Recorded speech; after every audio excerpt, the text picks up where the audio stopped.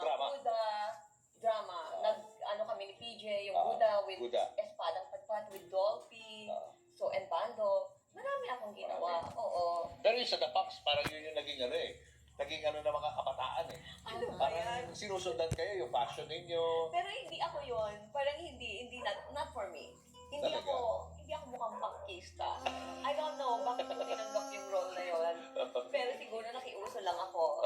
Kasi uso yung bagets, di ba? Oo. Meron siyang bagets. Oo. So kayo yung yung The Punks, yung Oo, sagot ko sa yes. bagets. Siguro kasi hindi ako ang nagde-decide ng career ko noon. Oo. So siguro kung ngayon ino-offer sa akin, I don't think para sa akin. Bakit? Ba't ayaw mo yun? Because hindi ako pangkista. Hindi ako mukhang pangkista. Eh, role lang naman eh. Oo nga, role lang. Sumasayaw-sayaw, pangkista, ay nako. But you have to do it kasi role lang naman, di ba? Pero pag tinignan mo, wala sa character ko yun, di ba? I mean, siguro magkukontrabida na lang ako. So is that something you regret doing it? No, naman? hindi ko pinagre-regretan lahat ng ginagawa ko. Lahat ng ginagawa ko at nagawa ko, hindi ko pinagsisisihan. It's one experience na kailangan pasalamatan ko. So when I look back, ginawa ko pala yun. Parang di naman bagay sa akin yun. Okay lang. Okay lang. Lahat. Ano pa mga movies ang ginawa mo after that?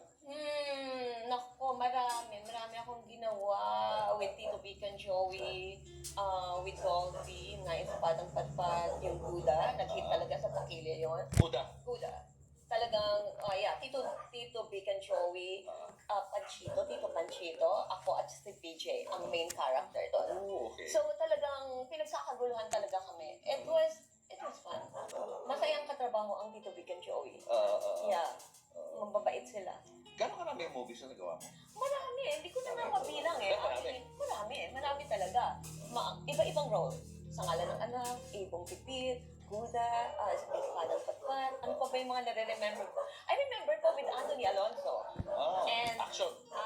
Leading lady ako. So, naliling pa nga ako sa kanya noon, di ba? Wow, talaga? Oo. Di ba? Pero hindi ko nga, sabi ko nga sa'yo, hindi ko masyadong ma-entertain ang love life noon. Si Anthony Alonso, talagang Macho. talaga? Yes. Talaga? He's very quiet. Quiet siya. Pati i-passed on na, di ba? Wala na siya, no? Wala na siya. Pero super bait. Super bait niya. Very gentleman. And I remember, meron pa siyang binigay sa akin na stop toy. Napakalaking monkey na galing pa sa US. Pumunta siya sa set ng Annalisa. Ayun. So, dinala niya Set ng Annalisa sa kasabay, halos. Kung ginagawa ni Annalisa, nagsushoot ka ng movie. So, dinala niya yun, niregalo niya sa akin. But siguro hindi nga talaga ako masyadong, like when I said, Julius, hindi talaga ako nag-entertain ng mga love life o manliligaw nun. Ayun. So, wala ka lang yung showbiz boyfriend? Meron. Nagkaroon. So, Sino yan? pwede ko ba sabihin? Sige na ako, alam ko. I think, alam niya, yung first boyfriend ko si Alvin Canon. Artista yan, ha? Oo, nasa Annalisa din noon. So, siya yung naging first boyfriend ko. And then, naging boyfriend ko niya si John Regala. Talaga? John Regala? Yeah. So, ayun. Eh, kamusta naman si John noon, nung boyfriend mo siya? Matino naman siya. Hindi pa siya, noon, nabibisyo, wala pang ganun. Wala. Actually, doon ako nalulungkot para sa kanya. Kasi I know John Regala, he is a very good person. Very good person. Ano si John I think as far as I remember, nung kami, talagang pumupunta pa siya sa Bulacan. And talagang nagtsatsaga talaga siya kahit umuulan. Dinadayo niya yun, nakatira pa siya sa Cavite, di ba? Mabait siya. And I remember yung mga sweet moment namin na nagluluto pa siya ng itlog. And then, I remember yung first na sumweldo siya. Binibigyan niya talaga ako ng pera. Sabi niya, mag-grocery daw. Sabi ko, Jan, no. Parang ganun. Ganun siya kabait. Mabait siya. Nalulungkot ako ba't siya nagkaganon. At magaling na artista. Magaling na artista. Very humble. As far as I know, talagang mabait talaga siya kahit sa mga maliliit na tao. Gano'n kayo katagal na naging mag-BF, girlfriend? Actually, matagal din, pero syempre kasi no time na yun, tawag dito, because of career, hindi na rin kami nagtagal. Natatandaan mo yung uso pa yung dati, yung Telegram pa yun? Sabing ko plus panalo ang pangarap mo pag may kasama. Ang saya! Sabing ko plus may chance kang sa kaibigan at pangarap, kapiling sa tuwa at mga tagumpay. Sa Bingo Plus may kaibigan, kasama mo sa panalo, ang Bingo Plus.